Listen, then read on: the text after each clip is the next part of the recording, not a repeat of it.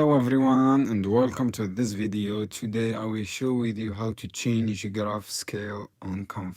So guys, open your Canva and your device and search for graph here, graph for the element. And after that guys, what you have to do, just go to chart here. As you can see here guys, go this option chart, and what you have to do guys, just click this option first chart. As you can see here, you have the scale here guys, as you can see here.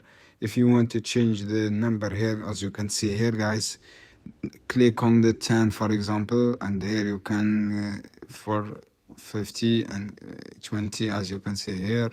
This is how you can change the series and items, as you can see here guys.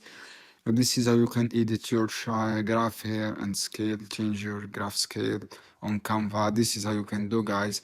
I hope this video helpful for you. Then don't forget to subscribe and like and share this video for more content, and see you on another video soon.